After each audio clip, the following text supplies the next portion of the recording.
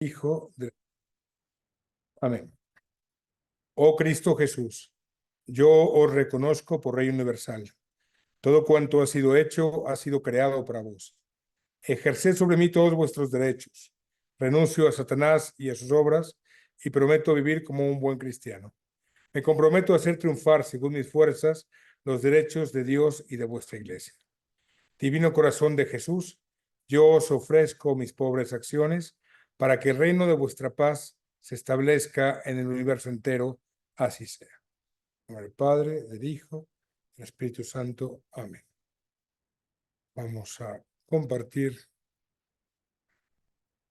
Vaya, no veo que estamos compartiendo, entonces será esto.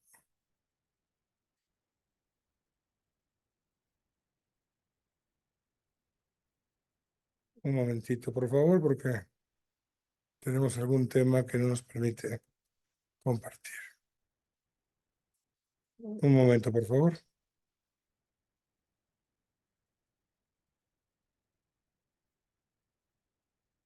No.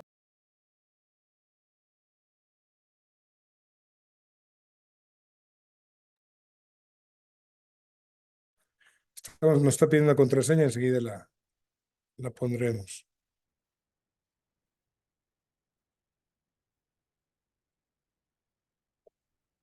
La contraseña para compartirla.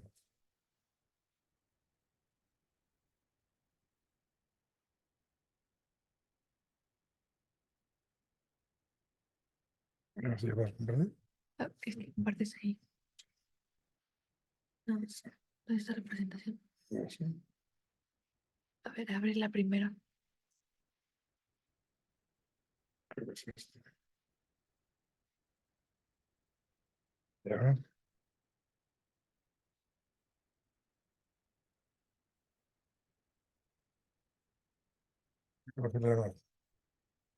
Listo. Listo. Estamos. Sí. En verdad.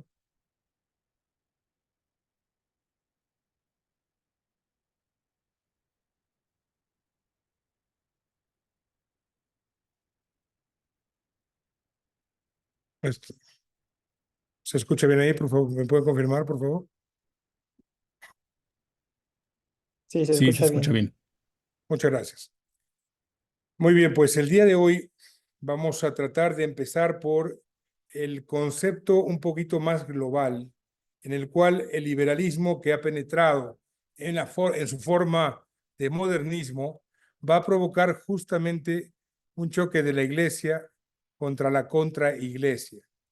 Y si eso se da dentro, en la sociedad será lo mismo, la cristiandad contra la contracristiandad. Y su único propósito es demoler la estructura y la realidad de lo que había sido esta idea de construir una sociedad, la ciudad de Dios, en torno a la ley natural, y la ley natural siempre soportada por la ley divina. No es esto nuevo, evidentemente. Cuando nosotros vemos las cosmovisiones, esencialmente son dos: los que van a seguir la voluntad de Dios, los que se suman a ese fiat, a ese hágase tu voluntad, y los que por el contrario van a querer seguir su propia voluntad. Este es el eje central de todos los errores, y con este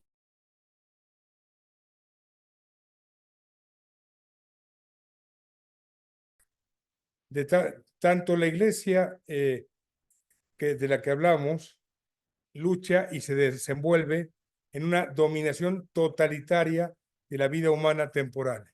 Es decir, ambos quieren que todo el ser humano, en todas sus expresiones, se rinda. La Iglesia, con su máxima ley, que es la salvación de las almas, buscará precisamente que el hombre llegue a Dios. Es esa su norma primera, es ese su primer principio.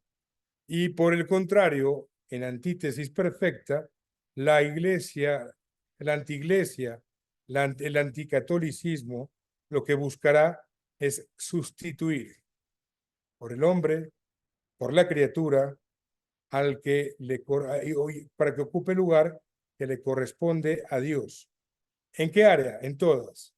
En la economía, en la sociedad, en la cultura, en todas las expresiones, desde las más esenciales hasta las más triviales.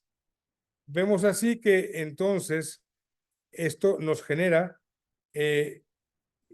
esta misma contraiglesia buscará un dominio exclusivo para perder al hombre. Ese es esencialmente su propósito. Así como la iglesia busca salvar, santificar, y que la santificación, si lo pensamos un poco, no es más que pasar de la potencia al acto, es decir, llevar esa potencia que Dios nos da de ser santos, a devolver a Él y alcanzarla en la vida por las virtudes, por la práctica de las virtudes y al final por la bienaventuranza, la iglesia hará exactamente lo contrario. Digo, la contraiglesia y la contrasociedad. ¿Qué nos propone la contrasociedad? No la práctica del vicio, la ausencia de virtud. Y esa ausencia de virtud la vamos a ver expresada en todos los detalles.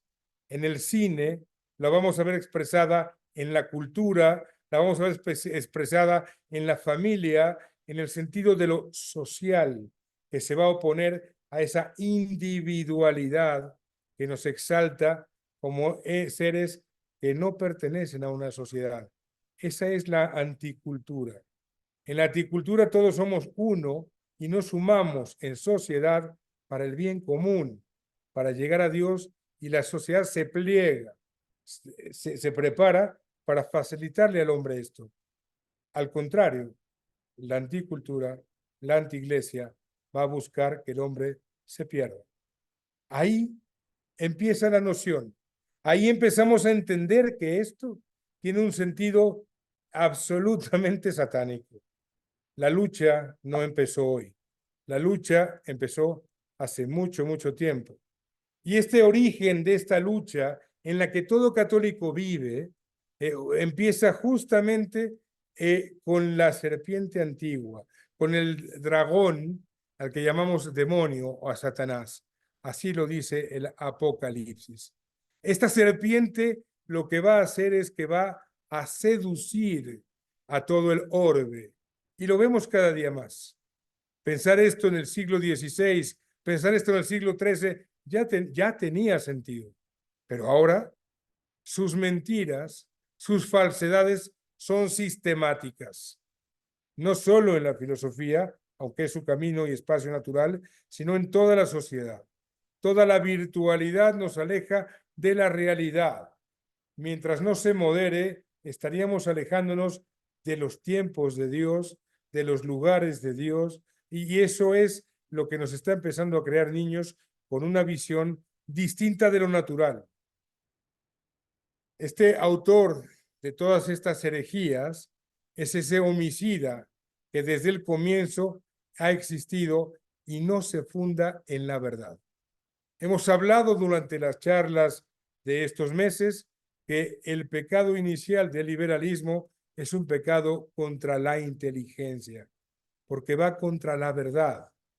Esa verdad que no es más que lo que es, y lo que es cada ser, lo que tiene de perfecto, lo que tiene de admirable, de bello, de bueno y de verdadero, es lo que Dios ha puesto en su propia naturaleza. Naturaleza que en el hombre le lleva a él, pero que en lo que él llega a él, le lleva a practicar la virtud.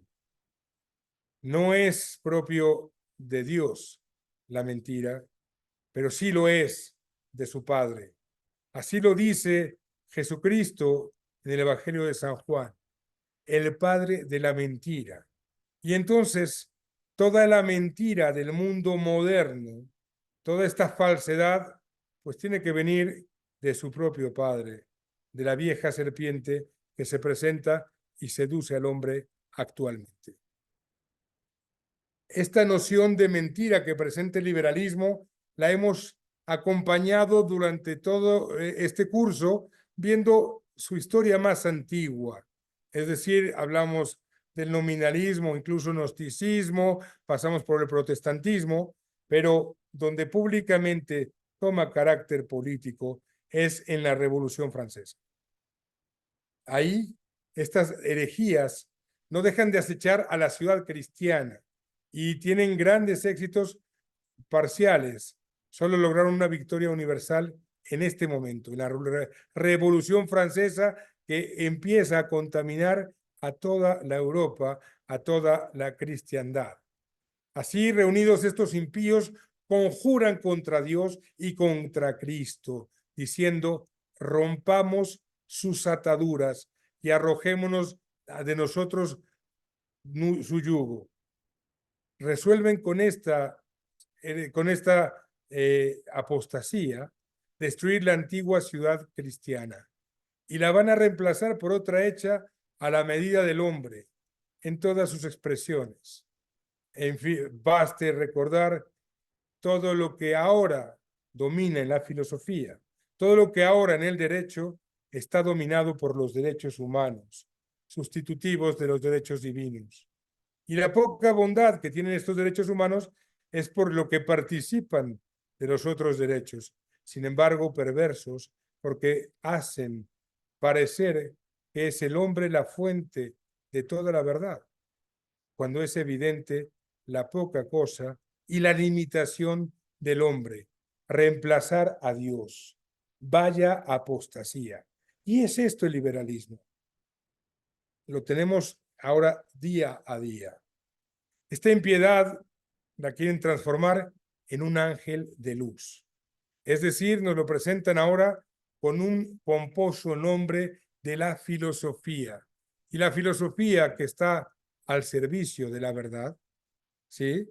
Es la ciencia, dirían los antiguos filósofos, es la ciencia que estudia la totalidad de las cosas por sus primeras y últimas causas. Si yo cambio en la filosofía las primeras causas, cambiaré las últimas causas y por lo tanto la misma filosofía se perderá.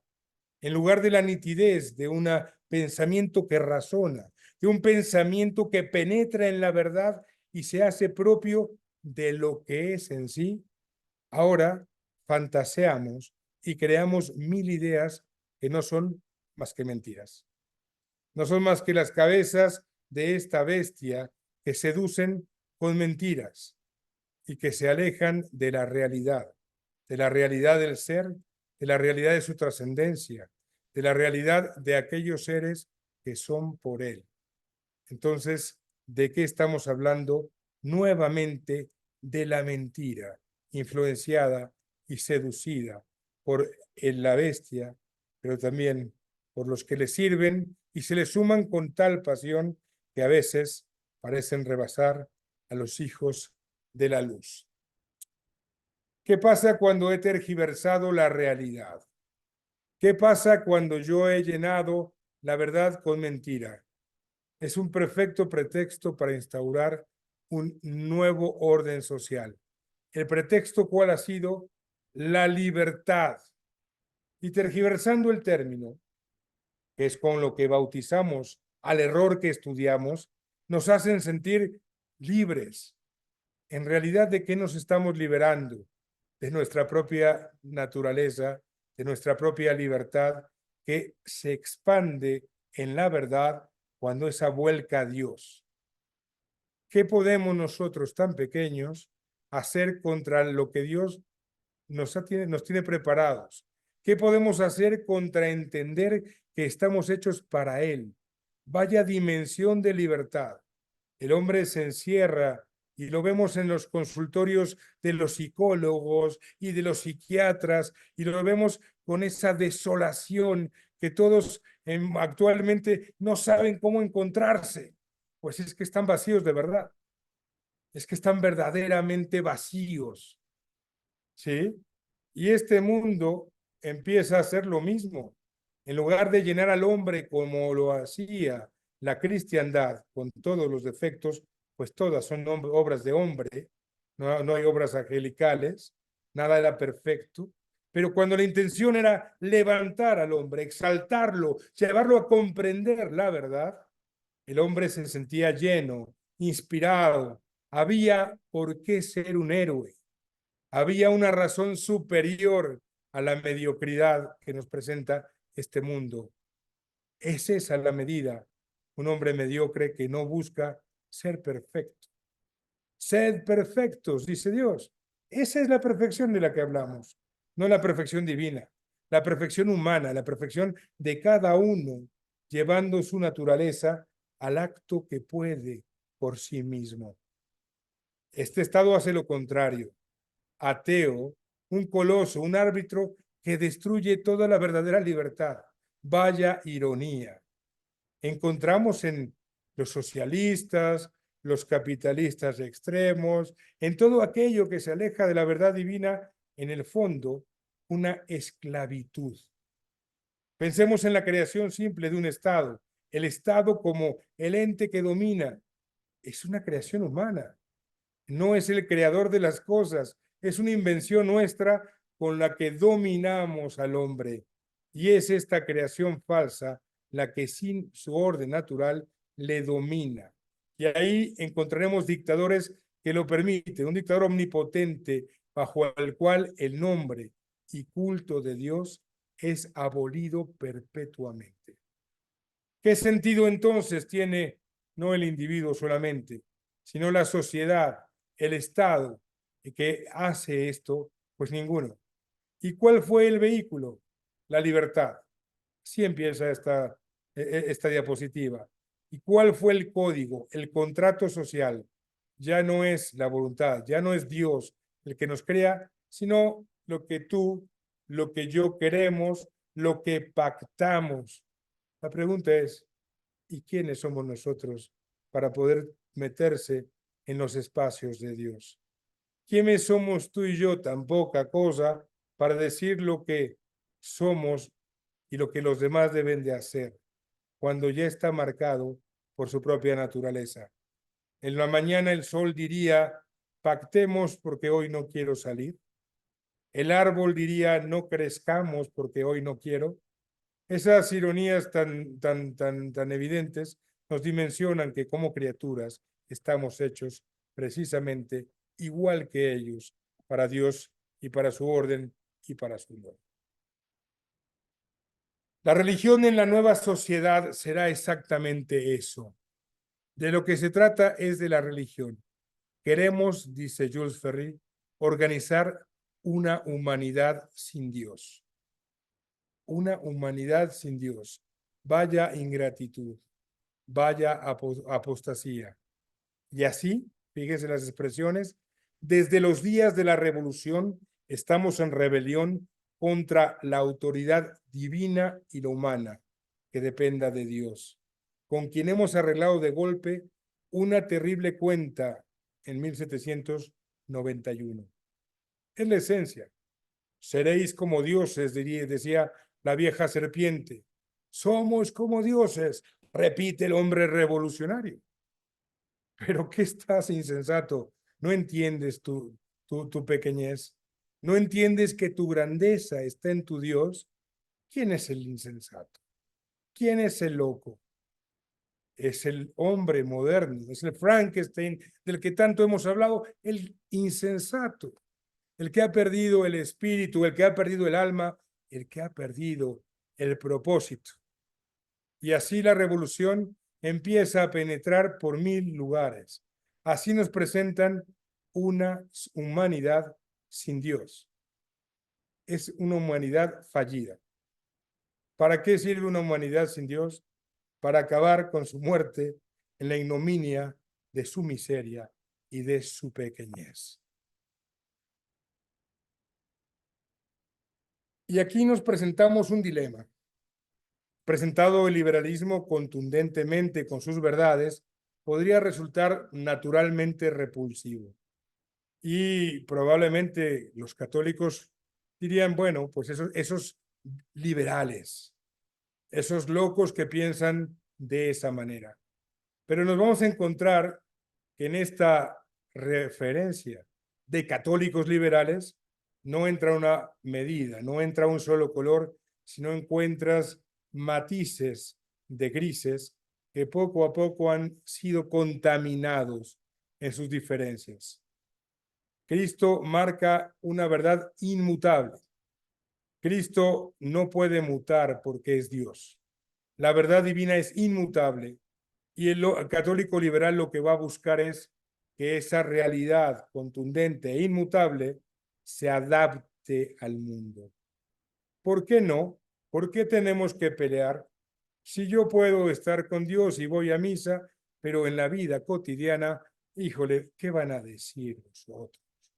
En esa realidad cotidiana me subo un poco la falda, me bebo un vinito de más, me sobrepaso de la fiesta, empiezo a por pena no persinarme. Vamos, desde pequeños actos como los respetos humanos, hasta los profundos actos en que ya la ideología a veces son católicos de misa de domingo y dura 20 minutos su catolicismo, porque en el resto de la vida no se nota, no se ve que tengan fe. Es una incongruencia absoluta. Y sí, señores, en alguna medida todos estamos un poco infectados. Pero el hablar de esto, el hacerlo presente, nos lo recuerda y nos debería llevar a compartirlo con los demás para que se limite. Diría el padre Membiel, este radical cambio operado en la escala social de valores civilizadores va a plantear un problema práctico y para los católicos terrible y decisivo, porque hay una de dos, no hay tres bandos, o se mantienen en la verdad católica íntegra, valedera aún como norma de conducta privada y pública, y entonces, claro, serán tachados de qué? Pues es que los otros no nos soportan, es que los otros nos detestan, reaccionarios, retrógrados, antiprogresistas, antimodernos, o en cambio, podrían cambiar y ver la verdad católica en un plano puramente teórico. Aceptan como norma práctica de vida esta conciliación inconciliable de principios católicos con modernos. Les tengo una mala noticia, no son conciliables. No hay manera de que el agua y el aceite se mezclen. Y estas son verdades así. Diría, como lo mencionaremos más adelante, Aristóteles nos habla de ese maravilloso principio de no contradicción. No se puede ser no liberal y liberal al mismo tiempo. No se puede ser católico practicante, militante y ser liberal al mismo tiempo. Cada vez que un católico está en esa posición y cae en un tema liberal, está faltando a la verdad que conoce, que le pertenece, de donde propiamente es. Entonces, requiere esa congruencia todos los demás. Vamos a perfilar este católico liberal. Vamos a hablar un poquito de sus errores, pero he querido empezar esta parte con la imagen dulce de aquel que quería compaginar todo. Los bienes de este mundo, la plata, con Dios y su verdad, son incompatibles. La verdad es incompatible con el error.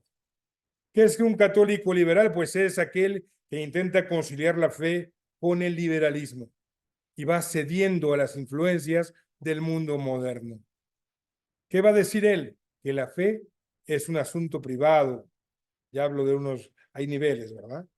Inseparable de la vida pública. Así lo hemos visto. ¿Cuántos políticos, cuántos partidos parten de este principio, ¿no? De jugar dos temas. Van a misa y votan aborto. Van a misa y votan divorcio. Y van a misa. Bueno, entonces, ¿tú qué eres? Un traidor. Dice San Pío X para estos, el católico es el liberal, es el enemigo más pernicioso porque no lucha frontalmente contra la iglesia, sino que en sus filas siembra la confusión. Precisamente porque parece que es católico.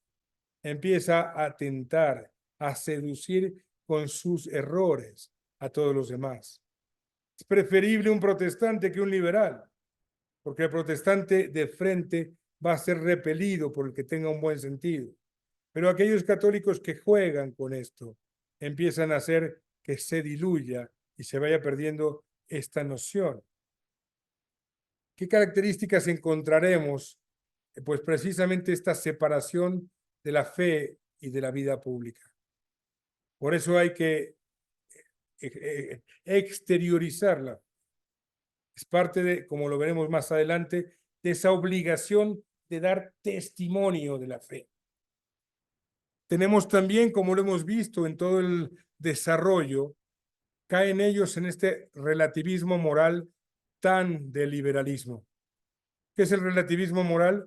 Pues precisamente que al no haber un principio rector, al no haber un ordenador de la moral, se podrán mover hacia donde sea.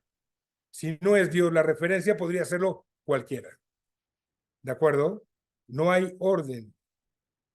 Todo el orden moral católico gira en torno a Dios y a sus verdades, en torno a su fin, en torno a la virtud que tiene que practicar, en torno a todos estos compromisos que van haciendo que su naturaleza se exalte. Por lo tanto, el hombre actual lo dice así. Estamos en la dictadura del relativismo. Es una frase de Benedicto XVI, pero creo que sintetiza en buena medida la filosofía moderna. Ya no hay verdades a qué asirse. Esto viene desde los filósofos, que era la polémica entre Heráclito y Parménides. Todo cambia y no hay una roca de qué asirse, que fue precisamente resuelta por Santo Tomás y por Aristóteles, como diciendo que ciertamente hay un cambio, pero todo subsiste. Y esa subsistencia parte del origen primero, de ese primer motor. Si no hay ese primer motor, solo está el hombre moviéndose hacia donde quiera. Indiferentismo religioso, pues es que si no hay principio, si no hay orden, si no hay verdad, cualquier credo es bueno. Y venga el ecumenismo, y venga lo que sea necesario. Y este cuarto punto, que se extiende en diferentes momentos. En el propio liberalismo, perdón, va a acabar siendo muy marcada la posición de Lutero, ¿no? La primacía de la conciencia individual. No lo que Dios quiere, sino lo que yo pienso que Dios quiere, o lo que yo quiero que Dios me diga, o en resumen, un Dios de bolsillo. Es todo lo contrario. Para esta tentación de la conciencia individual, para esa tentación del Dios, volvamos a Nazaret. Veamos por la ventana a la Virgen y ahí su conciencia individual no existe. Se entrega generosa, hágase tu voluntad. Y cuando la soberbia de la conciencia quiera tomar lugar de Dios, recordemos siempre que está Nuestra Señora recordándonos que nuestra vida debe ser eso, un fiat, un hágase tu voluntad, no hágase la mía. Bueno, estos católicos separan la fe de la vida pública, como lo mencionamos, y creen que la religión es un asunto privado, que no debe influir en la Iglesia o el Estado. ¿Qué nos dice su santidad León XIII? Es un error pernicioso creer que la Iglesia debe estar separada del Estado y de la Iglesia. Y Pío IX nos dice, es falso que la Iglesia deba ser separada del Estado. Y hay toda una serie de estudios que nos explican por qué estas dos sociedades perfectas deben armoniosamente plegarse al fin y naturaleza del hombre y en consecuencia, como hemos repetido, al fin de sus sociedades, a llegar al final a ese fin que es socialmente que todos los hombres que vivan en esa sociedad cumplan su fin particular, llegar a Dios. Ahí también hemos dicho este relativismo moral. Cada persona tiene derecho de definir su moralidad apartándose de la ley de Dios y de la enseñanza de la Iglesia. Igualmente, dice su Santidad León XIII, la libertad que niega la sumisión al verdadero Dios no es libertad, sino licencia. Fíjense nada más, no hay libertad cuando se niega la condición de un ser que depende totalmente y que manifiesta su contingencia que es una belleza, esa contingencia en que el hombre depende totalmente de Dios. Y cuando nos volteamos, cuando nos sometemos a su grandeza en esa verdad que no podríamos llamar sometimiento porque es más liberadora, estaríamos precisamente cayendo en esta licencia, en esta falsa libertad de la que hemos hablado, y me gusta esa definición de Danilo Castellano. No es libertad, es una libertad negativa, una libertad licenciosa, una libertad que no lleva al hombre a su plenitud. Dice San Pío X que los modernistas ponen en la razón humana la última medida de la verdad, negando toda la filosofía del ser, todo lo que habían desarrollado los filósofos desde Grecia y que había sido culmen en el momento en que Santo Tomás perfecciona esta noción para que entendamos que la realidad es lo que es y que solamente nuestra cabeza se apropia de esa verdad y la hace suya. Aquí simplemente dice el hombre: yo creo la verdad está en mi cabeza, yo soy la medida, en lugar de crecer en el conocimiento de Dios, y ese conocimiento de Dios que nos va a permitir mejor amarle, ¿no? Porque nos enamoraremos cada día más de su grandeza, de su perfección. Entonces, al nosotros centrar la medida en la cabeza del ser humano, ¿qué pasa? Que viene la decepción. No tenemos esta grandeza a la inversa, en la que en cuanto yo empiezo a entender a Dios, veo su grandeza, su perfección. Decimos que precisamente lo bueno es lo deseable, y no hay nada más deseable que Dios mismo, como la bondad y la referencia de toda la verdad del mundo y de los seres. Afirman estos liberales que todas las religiones son igualmente válidas, que no hay necesidad de conversión a la fe católica. Estos ya no parecen liberales, estos ya parecen herejes. No, los hay ahora. Los hay que van a misa, pero que dicen, bueno, también podemos estar con los musulmanes. Y los hay en la iglesia, claro, en el ecumenismo. Pero no solamente eso, sino en ese sentido práctico de que, pues es que todo es válido menos la verdad pura que se opone a la mentira. Gregorio XVI nos dice: la libertad de cultos es un error monstruoso. Fíjense la palabra, que lleva a la ruina de las almas. Y volvemos con Pío IX. Es un error decir que la libertad de conciencia y de cultos es un derecho propio de cada hombre. ¿Derecho por qué? Vamos a adorar a una piedra, vamos a adorar, hacer cultos satánicos. Pues qué sentido tan absurdo, ¿no? Tenemos que respetar todas las religiones. No hay más que una verdad. Y esa verdad no admite, por el mismo principio de no contradicción, una oposición y una falsedad conviviendo en sí mismas. No puede haber en el ecumenismo dos verdades, porque no puede ser y no ser al mismo tiempo. La primacía de la conciencia de la que hemos hablado dice: creen que la conciencia personal tiene mayor autoridad que la Iglesia, incluso en cuestiones doctrinales. Dice San Pío X, confirmando: el modernista coloca la autoridad religiosa en la experiencia individual. León XIII, el juicio de la conciencia no es independiente de la ley de Dios. No podemos ignorarlo. No somos nosotros los hacedores de lo bueno y de lo malo. No somos nosotros los hacedores de la ley. Es la verdad de Dios la que lo presenta. ¿Qué pasa cuando hay y qué consecuencias tiene este liberalismo católico? Primero, confusión y pérdida de la fe. ¿Cómo voy a tener fe si ya no tiene realidad, si ya no tiene verdad? ¿Cómo voy a creer en la verdad de Dios con todos estos desórdenes? Fíjense cómo hemos visto que el liberalismo, al ser un pecado contra la inteligencia, al no tener mi cabeza bien enraizada, mi orden y mi fin, por supuesto que me confundo y es fácil perderla. ¿Es un escándalo para los fieles?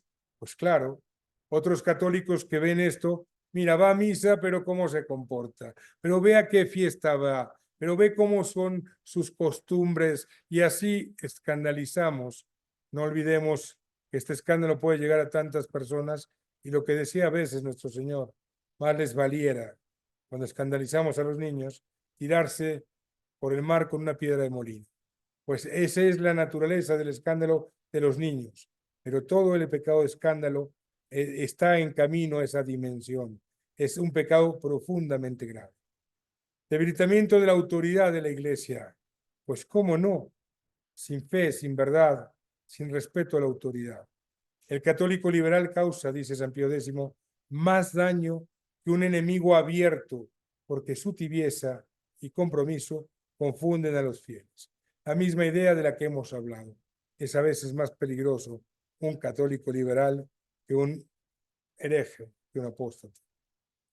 Conclusión, la doctrina tradicional enseña que un católico no puede ser liberal, ya que el liberalismo socava los fundamentos de la fe, se opone a esa realidad. Dice San Pío X, la única paz que la Iglesia puede aceptar es la que establece en Cristo. Fuera de él solo hay desorden. Esto nos obliga a la otra parte, nos obliga a entender nuestra obligación de ser contrarrevolucionarios, de estar en oposición a estos principios, porque aquí hay dos bandos, hay dos banderas, y o estamos en una o estamos en otra. Un poquito liberal, más liberal, terriblemente liberal. El muy poquito y el otro, todos están fuera de la verdad de Dios. Y tenemos que purificarnos para tratar de alejar toda esa especie de lapas que se van subiendo a nuestra alma, que se van subiendo a esta conciencia pervertida. Vivimos en un caldo liberal, es imposible que no estemos contaminados, pero tenemos que frecuentemente purgarnos con la razón, con los sacramentos, con la oración y con todos los medios de la gracia que nos permitan descontaminarnos, como lo hacen aquellos que están enfermos, aquellos que están infectados. Sabemos muy bien cuáles son las armas contra esto. Como no va a haber en este año posibilidad de comentar los documentos, me pareció importante mencionarlos y no olvidarlos.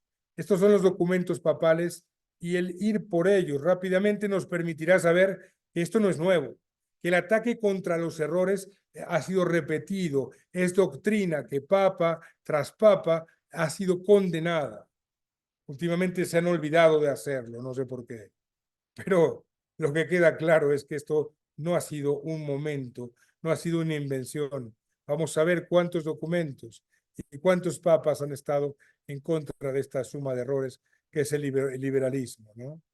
Gregorio XVI, encíclica Miraribus de 1832. No voy, por cuestión de no hacer la cosa muy larga, a describirla, pero queda en la presentación para que cada quien la vea y mucho mejor que la pudiesen ir leyendo.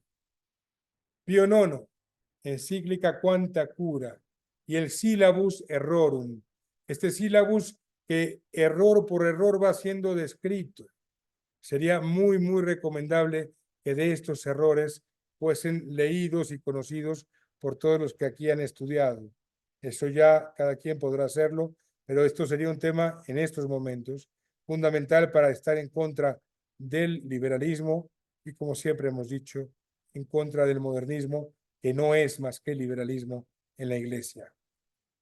Encíclica Libertas Prestantissimum, León XIII, nos vuelve a hacer los mismos reclamos, la oposición, el sentido de la libertad y la Immortale Dei de 1885. Condena liberalismo, Estado, Iglesia, todos estos principios sociales que nos van a explicar cómo debe comportarse políticamente la sociedad y nosotros con esa misma obligación de participar. San Pío X, encíclica Pacendi Dominici Gregis, de 1907. Pío IX, encíclica Quas Primas, 1925. Fíjense qué cerca está. Estamos en el siglo XX. Y la encíclica Divini Redemptori de Pío XI también. No en propiamente una encíclica, pero el que quiere escuchar a Pío XII, en el mensaje de Si ríese de 1953, la condena sigue siendo contundente. Vemos así que es una doctrina constantemente atacada, perdón. Vemos así que se ha olvidado, que se ha tergiversado. Y fíjense las fechas. Coincide con ese liberalismo que fue penetrando en Europa y empiezan las defensas a caer. Qué coincidencia, ¿no? La Revolución Francesa y y en unos cuantos años estamos ya escuchando dentro de la iglesia un idioma diferente, un idioma que no sabe a cristiano. Escojan a cualquiera de los que les he dicho y hay una congruencia plena en su oposición a estos errores. Y así otros tantos padres de la iglesia y escritores reforzarían perfectamente este principio. Finalmente, creo que como estamos dejando nuestro error, habría que muy rápidamente recordar algunos puntos a manera de síntesis. Tenemos aquí a San Pío X en nuestra Charge Apostolic. Él dice lo siguiente: el movimiento liberal dentro de la iglesia no edifica, sino que destruye. Los constructores de la ciudad futura no edifican sobre la roca, sino sobre la arena. Y la arena está sujeta a todos los vientos de las pasiones humanas que la arrastran en su torbellino. Quieren establecer sobre la tierra, fuera del verdadero evangelio, la reina del nuevo mundo, llamada democracia, está basada en un liberalismo católico condenado en su esencia por todos los predecesores. Pero al hacerlo, ¿qué fundan en realidad? Un edificio frágil, porque está basado en doctrinas que niegan la ley de Cristo.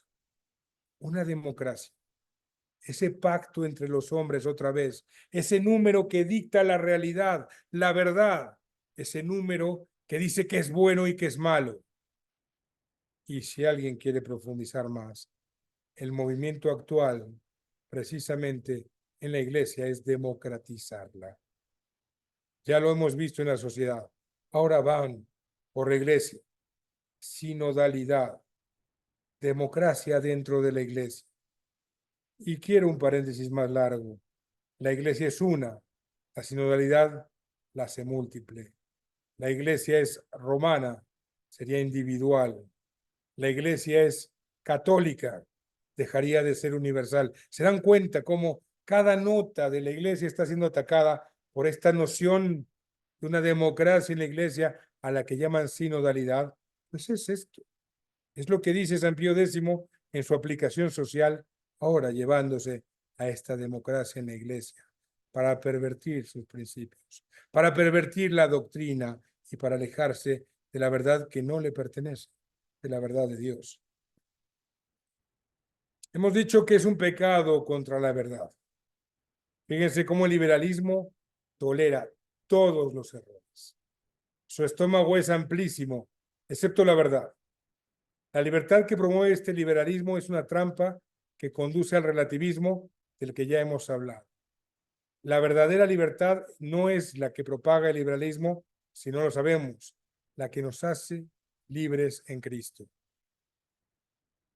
Este principio liberal de la autonomía de conciencia, en realidad, esta autonomía de conciencia es un rechazo ¿a quién? A la ley de Dios y a su verdad objetiva.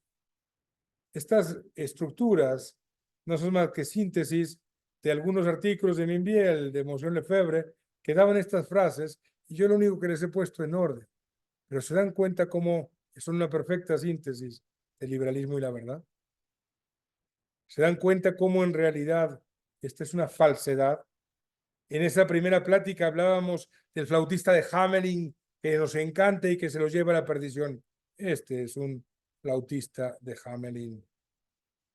¿Qué ha pasado en la educación? Y vemos aquí una niña. Ha producido generaciones de jóvenes que no conocen y que no aman a Dios. Por lo tanto, no van hacia Él. Por lo tanto, su vida no tendrá sentido. Y esto, por supuesto, vacía los seminarios, por supuesto, debilita las vocaciones sacerdotales, por supuesto, destruye las familias. Fomenta un humanismo secular que rechaza los principios cristianos. ¿Y qué hace esa pobre niña si Dios no le asiste? ¿Qué hago yo si Dios no me asiste?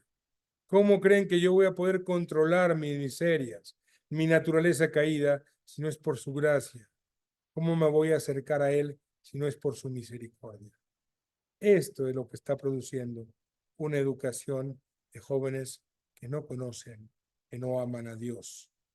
¿Qué pasa con este liberalismo y la soberanía de Cristo? El liberalismo es naturalmente enemigo de la realeza social de nuestro Señor Jesucristo. Conclusión que sacamos de toda la parte política, de toda la explicación de la Revolución Francesa, de toda la estructura filosófica que hemos ido construyendo. Esta separación entre Iglesia y Estado rechaza la ley divina y el reinado de Cristo. Estos principios son contrarios al Evangelio y reemplazan la religión de Dios por una religión centrada en el hombre. ¿Qué tenemos? Una única solución: el retorno a la doctrina tradicional de la Iglesia. Esta influencia de este liberalismo en la Iglesia, este modernismo, dice exactamente esto: la crisis de esta Iglesia. Todo lo que sufrimos ahora por encontrar buenos sacerdotes, buenas sociedades, buenas enseñanzas, buenas escuelas, esta consecuencia de esta infiltración en la Iglesia. Ha infectado a la Iglesia con su deseo de agradar al mundo en lugar de proclamar la verdad de Cristo. Esta sociedad, así como el hombre ha coqueteado con el mundo, lo ha hecho la Iglesia y ha llevado a compromisos inaceptables que debilitan la misión evangelizadora. El ecumenismo, el pluralismo debilitan, la verdad dogmática de esta fe católica. Consecuencias en la sociedad. Sociedad en relativismo, pérdida de valores cristianos, destrucción de la familia, promueve leyes que atacan la moral cristiana, gobiernos liberales que se han vuelto enemigos de la Iglesia al imponer leyes contra la ley divina, producir generaciones que no conocen, que no aman a Dios. La única respuesta es esta: instaurar todo en Cristo. La única respuesta al caos, al relativismo introducido por el liberalismo, es volver a esto, a la doctrina tradicional, instaurar todo en Cristo. La verdadera libertad no está en Cristo, no en ti, no en lo que tú piensas, no en los placeres, no en la virtualidad, no en el placer hedonista desproporcionado. No. En Él, en su realidad, en su verdad. Cuando lo sigamos, vaciaremos a los psicólogos y se quedarán sin trabajo los psiquiatras, porque habrá una estabilidad, porque habrá una razón para existir. La Iglesia entonces debe resistir y no puede comprometerse con esta mentalidad liberal, con esta mentalidad modernista. Debe permanecer firme en la verdad que no le explota, que ella es su custodia, pero la verdad es finalmente divina, es de Dios. Bien, y después de todo este agobio, después de entender todo lo que estamos hablando, me siento un poco preocupado. ¿Qué hago yo? Es demasiado grande la empresa. Cuidado, Dios nos pone la cosa sencilla. A nosotros, en este momento, nos pide lo que podamos hacer. Nunca nos pide el éxito. No nos demanda que triunfemos ni que cambiemos al mundo. Nos manda a dar testimonio de la verdad. Frente a esta posición es necesario advertir que hoy, como ayer, en los días en que el mundo estaba sumido en la idolatría, en el paganismo, y como mañana, cuando impere esta apostasía final del anticristo, a nosotros no nos pide que lo cambiemos. Él siempre lo ha hecho a lo Dios. Él siempre lo ha hecho con un puñado de hombres que dicen hágase tu voluntad y le siguen por Galilea. Él nos demuestra que un puño de pescadores pueden cambiar el mundo, para que el hombre no crea que es muy importante, para que entienda que depende de Dios mismo. Él solo nos dice, da testimonio de la verdad. Fíjense cómo lo dice San Pablo, una expresión bellísima. Dice, esta predicación de la verdad constituye la herencia dejada por los apóstoles para ser predicada sobre todo. Cuando vengan los tiempos en que los hombres no soportarán la sana doctrina, sino que sintiendo comezón en los oídos, se darán a sí mismos maestros a montones, según sus apetitos, y de la verdad apartarán el oído mientras se convertirán a las fábulas. ¿Qué es esto? Pero parece San Pablo que estuvo la semana pasada entre nosotros. ¿Es esto el mundo actual? Los hombres no soportan más la sana doctrina, sienten comezón en los oídos y se llenan de ideas, de falsedades, de virtualidades, oye, es que ahora me voy a ir a no sé qué parte de Asia por tal espiritualidad. Es que ahora yo ya no creo en esto. Es eso. Es lo que decía San Pablo a Timoteo. Falsedades. Y se convierten en estas fábulas, a estas falsas no solo ideas, sino falsas religiones sustitutivas de la verdad. La conclusión es simple. La verdad no puede ser diluida, no se puede adaptar al mundo moderno. La realidad está en esto, en un Cristo Rey. Pero he querido agregar, por supuesto, en estos finales, el no olvidar la posición de Nuestra Señora como reina. Si la solución es instaurar todo en Cristo, ahora no se puede instaurar todo en Cristo sin instaurar también en María toda la sociedad. Este tiempo de Nuestra Señora, de esa pequeña doncella que con el fiat se eleva hasta la reina de los ángeles, es también su momento en el que Dios quiere que su corazón reine. Cristo Rey y María Rey tienen un reinado verdadero. No es un título honorífico, es una verdad latente de aquellos que creen en Cristo y que están con ellos. Los que sustituyen a estos reyes por los otros reyes, por la vanidad, por el mundo, son los católicos liberales. Esperemos que estas ideas que hemos ido plasmando nos lleven a comprender eso, que hay dos bandos, que cada vez que nos alejamos y nos ponemos al servicio, ponemos nuestra espada, ponemos nuestra alma al servicio del liberalismo, estamos quitándole el lugar a Dios, estamos sumándonos a la apostasía, nos estamos alejando de la verdad y nos estamos haciendo en realidad prácticamente nada. Cristo es alfa y omega, principio y fin. Y este alfa y este omega ordena la sociedad. Este alfa y este omega es una luz que diluye precisamente las tinieblas de los errores, especialmente las tinieblas de los errores de este liberalismo que va llenando de mentira, de oscuridad al alma. Esta es en realidad la vacuna que el hombre y que la sociedad necesita. No va a cambiar. Está antes, está después, estará siempre. No hay verdades que cambien por mayoría. No hay verdades que cambien porque están en nuestra inteligencia. Él es el principio. Él es alfa et omega, principio y fin de todos nosotros, y solo los que estén bajo su bandera podrán tener la dignidad de ser llamados hijos de Dios y de haber cumplido con su propia naturaleza, de ser verdaderamente contrarrevolucionarios. Ustedes que lo han escuchado lo tienen que repetir y eso es todo, dar testimonio de lo que conocen ahora y de lo que saben un poco mejor. Ese es todo nuestro trabajo ahora. Es lo más urgente, dar testimonio de la verdad y esta es la verdad. Esta es la realidad. Y entonces sí, algún día, nos toque o no nos toque, haber dicho, dentro de mi miseria, dentro de lo pecador que soy, en alguna medida contribuí a tu reinado. Ten misericordia, porque de verdad, esto no se construye con ángeles, se construye con hombres débiles y pecadores, pero que se vuelven a poner al servicio del Rey y que Él siempre les acoge con la misericordia del que se confiesa y siempre dispuesto a perdonar nuestras faltas.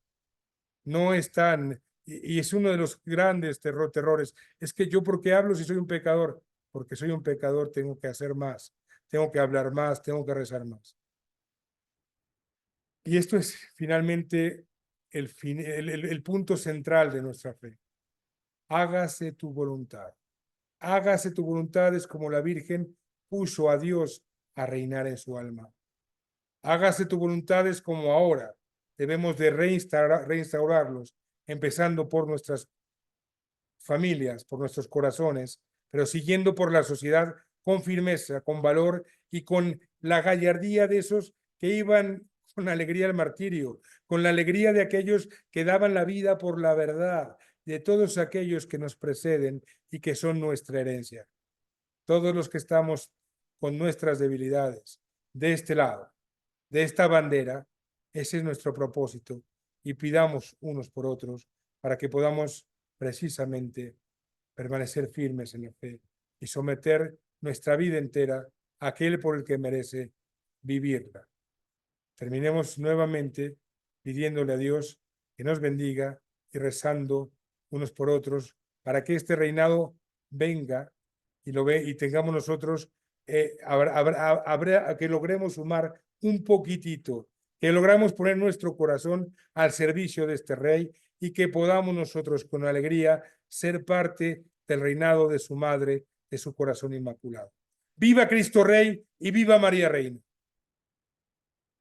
Pueden abrir las cámaras.